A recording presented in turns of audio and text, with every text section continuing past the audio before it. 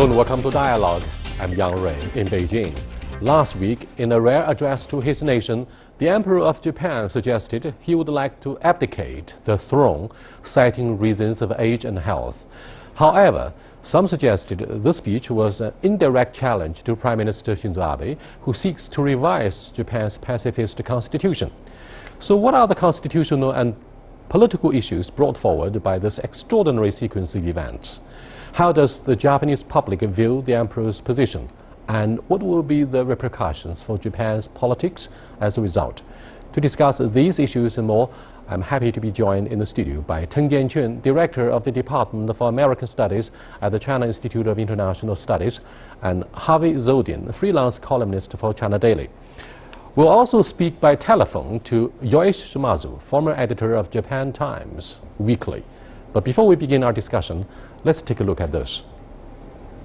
Marking the 71st anniversary of Japan's defeat in World War II, Japanese Prime Minister Shinzo Abe sent a ritual donation to the Yasukuni Shrine, which honors 14 convicted Class A war criminals among the 2.5 million Japanese dead from the war.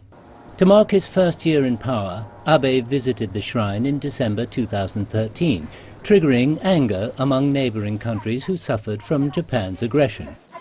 In an apparent bid to lessen criticism, Abe has since refrained from attending the ceremony, but has continued to back the lifting of restrictions on the country's right to collective self-defense and remains steadfast in his refusal to offer further reflection over Japan's role in the war. Concerns from some observers over Japan's future political path have risen as the newly appointed defense minister, Tomomi Inada, considered to be hawkish, recently assumed office. And with pro-amendment forces taking a two-thirds majority in both chambers of the parliament, the Abe administration has been stepping up efforts to revise the pacifist constitution. However, the Prime Minister's ambition may be impacted by a discussion of paving the way for Emperor Akihito to step down. In a televised address to the nation, the 82-year-old emperor recently said that it has become more difficult for him to perform his duties because of his advanced age.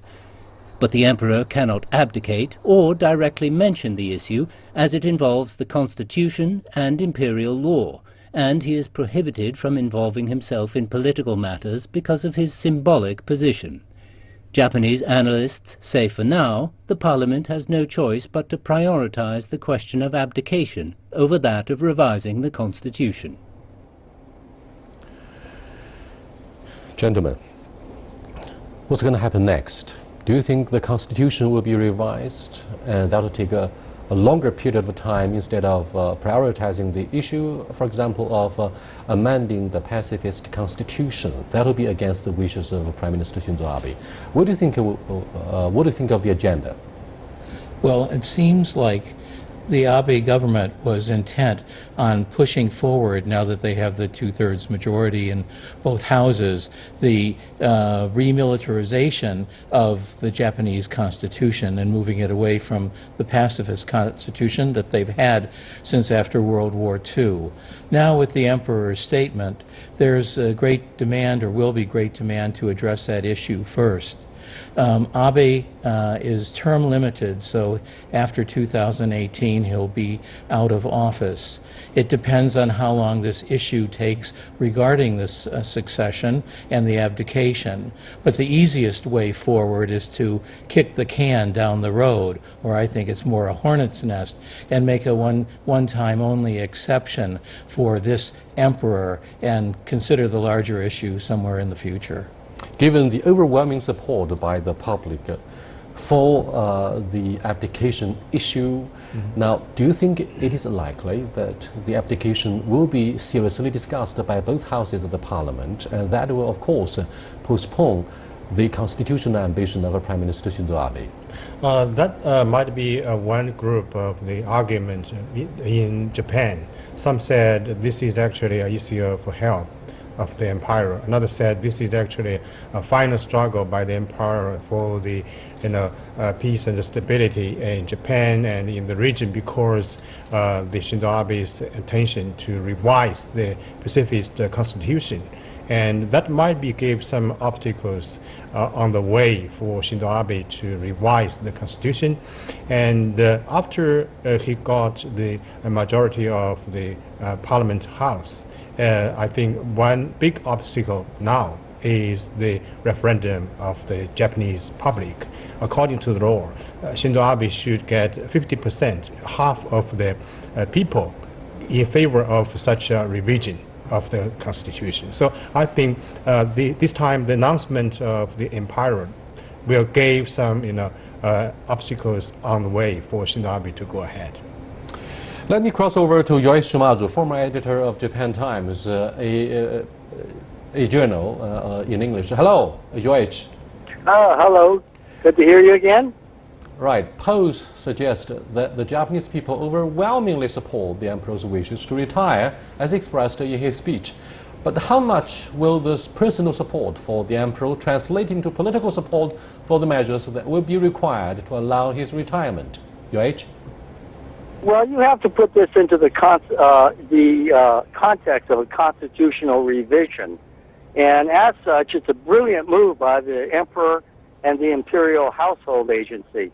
Because Shinzo Abe's plan was to push forward constitutional reform on the right to collective self-defense, on overturning Article number 9, which forbids war as an instrument of policy. And then, finally, when he's passed all that, to corner the emperor into basically accepting this part of the program, which would make him the official head of state. He would be an actual king. And the danger of that is a situation that existed until the end of World War II, where when you have the emperor having executive powers like that, then his ministers, particularly his cabinet, his prime minister, have nearly absolute power. They can overrule the parliament, the diet, and they can ram through anything they want if you have that kind of imperial direct rule authority. So the emperor made a brilliant move by pushing the agenda and making the role of the emperor come first, the abdication issue. He put that first ahead of all the other issues, and basically now the imperial household law that would have to be changed basically gives him an incredible voice over the constitutional issues. And in his speech, which was on the 71st anniversary of the defeat of Japan, basically reiterated the role of the emperor as the symbol of the Japanese people, not as a autocratic ruler, and he's emphasized that very well. So the Abe government now is in total disarray of what to do. Their whole program now has been challenged by the emperor himself. They're going to be very hard if the emperor comes on first to buck his wishes. So basically, he's basically halted this whole constitutional reform. It's going to be a real problem for Abe and the Hawks now to press their agenda. And meanwhile, there are forces in Parliament who are going to start organizing to see Abe depart earlier than his tenure. So there's a sea change. How much will this be seen as going against the wishes of the LDP government, which was returned to power by voters in the country's recent parliamentary elections? Well, the problem is this is not so much the power of the liberal Democrats, except their power of money politics, corruption, and there is a question of voter fraud there that's gone under the surface of the type of voter machines and voting process that's yet to come out. So therefore, this has drawn out the emperor. I think the household agency is well aware of the subversion of democracy that's going on in Japan when you have less than 30% of voters determining what's going on, most of them shareholders in these war industries, the very large companies. So the move of the emperor really does fulfill his role as a symbol of the people, as an agent of the Japanese people against the corrupt political establishment.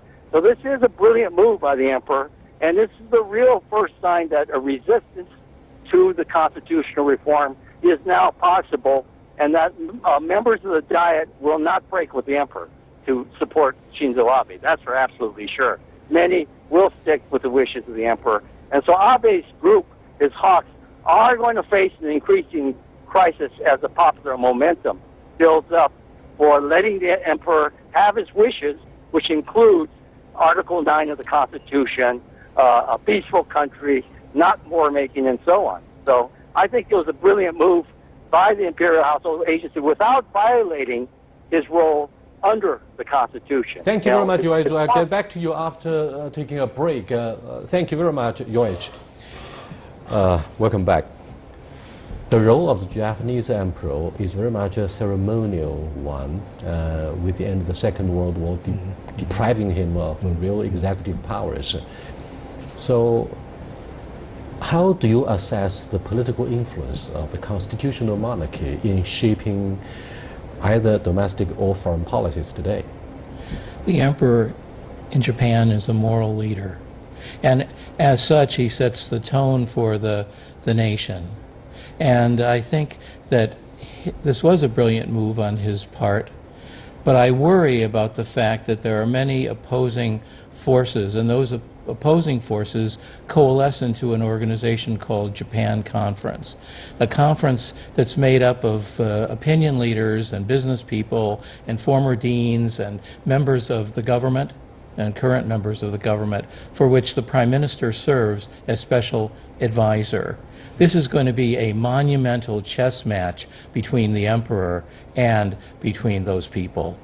Thank you very much. You're watching Dialogue with Harvey Zodin and Teng Jianquan. We're discussing the issue of abdication for the Japanese emperor, as well as why we should be watchful against the Japanese liberals who want to rewrite their pacifist constitution. We'll be back in a short while.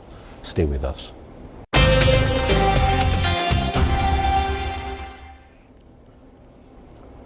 Welcome back.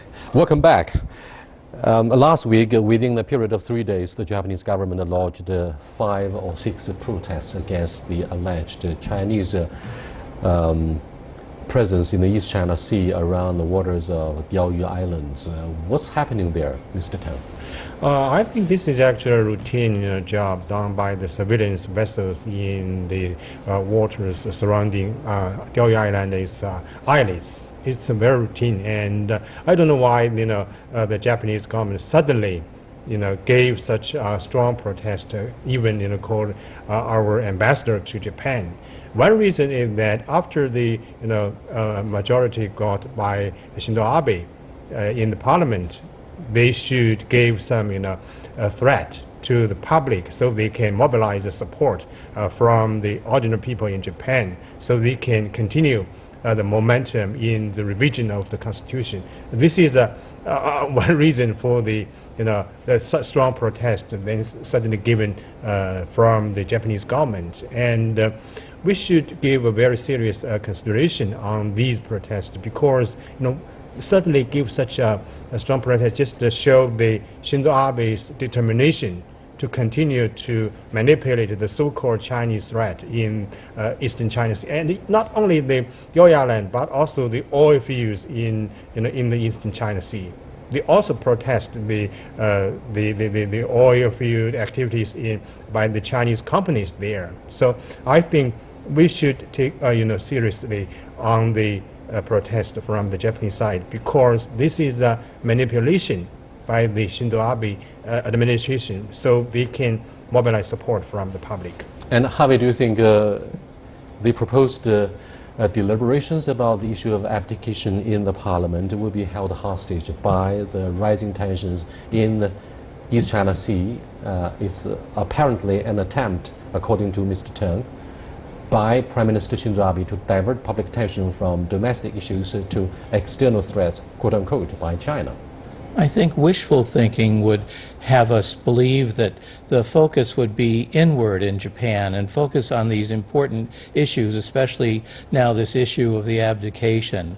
But I think what's happened in the last few days with the strong Japanese protests shows that the Abe government is not above playing this kind of nationalistic card to rally support of his voters, even if the issue is not on his side. So I think it's a very dangerous precedent. And what do you make of the recent appointment of the defense secretary, a female, who is said to be an ultra-nationalist, who is said to share most of the political views and also views about foreign policy with Prime Minister Shinzo Abe? The new Minister of Defense of Japan, now in Djibouti, she's paying a visit to the military bases in that country. And why, she has got selected such a date to go abroad? Because some said this is actually a trick played by the new Minister of Defense, just to avoid the sensitive day, the day, August 15. And actually, you mean previously, she visited the Yasukuni Shrine? Yeah, since 2006, and she regularly paid visit on the date of August 15. And this year, she just avoided the visit by the visit in Djibouti. And she's a good follower of Shinzo Abe, and Shinzo Abe actually has given her a great support to be a political figure in the Japanese In politics. other words, Prime Minister Shinzo Abe has been her mentor politically. Mr. Teng accused the newly appointed Defense Minister of Japan of making a hawkish point of view about history and paying tribute to the Yasukuni Shrine that enshrines, for example, 14 Class A war criminals. She also offered to visit China. She said dialogue should be a viable option on the table between the two close neighbors in Northeast Asia. What do you think of the diplomatic maneuver by this new Japanese defense minister? This should be a fake-faced lady, and just a copy of what Shinzo Abe did in the previous years. And on one side, she would like to show her strong position toward China and towards its neighboring countries. But on the other side, she would like to show the soft side, and she would like to have a negotiation dialogue with China, with ROK, and with any country in this region. So this is actually a double-faced lady in the Japanese politics. What do you think of the Japanese security accord with Americans, for example, in jointly patrolling the contested waters in the South China Sea?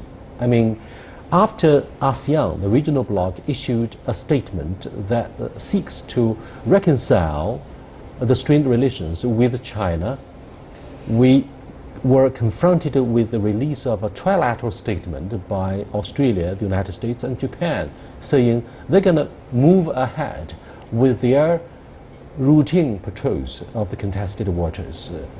I mean, do you think this is an attempt by Shinzo Abe to contain the rise of China? It certainly seems like it. And I worry about this, and I worry about not the succession of the Japanese emperor, but the succession of the American president. So I worry that if we have a President Trump who said that he'd like to see a nuclearized Japan, and which will lead to a nuclearized South Korea, which will probably lead to, instead of him giving figuratively the finger to people who offend him in a realistic way or in his imagined way, I worry that his finger will be on the nuclear button. And I worry that this will come to no good end. However, I think Hillary Clinton, who's going to play hardball with China, is a realist. And I think that she'll at least balance off the interests of Japan and China and continue the bilateral dialogues that we've established between our two countries, which are really an escape valve. So I think I've made my position, my political position, clear, and I really worry about a Trump presidency, which is very possible in America. Mr. Teng, following the strong-worded protests by the Japanese foreign minister who summoned our ambassador to Tokyo, Mr. Chong Yong-hwa, he didn't look at him. It's an apparent attempt to insult the Chinese special envoy, and he was late by 10 minutes. So every sign indicated clearly that the tensions were rising very quickly, and it is said that the Chinese foreign minister has decided not to attend a foreign ministers meeting in Tokyo in an apparent response to the protests by the Japanese authorities. I mean, after the tensions in the East China Sea caused so much media coverage. Yeah, I'm sure the leaders from the Ministry of Foreign Affairs in China are quite familiar with the manipulation of the situation in Galya Island in the Eastern China Sea by the Japanese side. So under such a circumstance, I don't think it's good condition for the meeting, even between the mysterious level officials. But this foreign ministers meeting, which was scheduled to take place in Tokyo, is set to lay groundwork for a possible summit meeting on the sidelines of the G20 in Hangzhou in early September. Now, do you think that there's going to be a sharp decline in the bilateral relation? This is a question for both of you, and therefore we see vicious and a very rapid decline in the bilateral relationship to such a degree where we probably will go to war. I mean, this is no exaggeration, according to some of the hawks and ultranationalists, perhaps on both sides. There's a cancer in Japan, and that cancer is one that's existed before and after World War II, and it's militarism. And Abe really is the face of this militarism, although his critics in the military wing think he's too liberal and he hasn't done enough to bring back emperor worship, a strong military, and so on. So I really think it requires a strong reaction from China, which it's gotten. But a strong reaction might trigger a rapid escalation of tensions, since we've already had a serious battle with South Korea over the issue of a THAAD deployment. Now, what do you think of the security dilemma for the Chinese at this moment when we are threatened with not only the deployment of the THAAD, the rising tensions over Diaoyu Islands, but also joint patrols by the three major powers, Australia, the United States, and Japan, in the South China Sea? And we see kind of a domino reactions. Yeah, actually, some said this is actually a theory of offshore balancing by the United States. Why, the United States is declining in power. The decision makers of the United States would like to use or manipulate the contradictions in regions, for example, in the South China Sea, in the Eastern China Sea, so they can, get the benefit from such a struggle between China and its neighboring countries. This is actually a very, controversial debate in the United States, whether the United States can succeed in such a way. And if the offshore rebalancing strategy by the United States can make it, I'm sure the situation in the Asia Pacific region will be another, disastrous area in the world, like the Middle East and in the Europe. So this is a very dangerous game played by the United States. How can you manipulate the contradictions in this region for the U.S. only sake? Behind the opening of a cans of worms in this region, volatile region in the Asia Pacific, we always see the role of the United States, obviously. It might be part of Back to Asia to rebalance the growing influence of China, or the alleged assertiveness of the Chinese military build-up.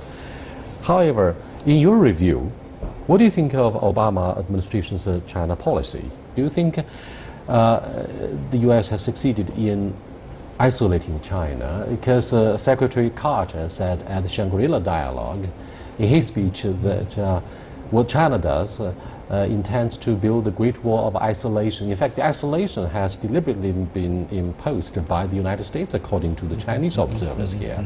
Now, Mr. Tang. Generally speaking, the relations between China and the United States, especially in security and in trade, have been intensified because of the competition in these two areas.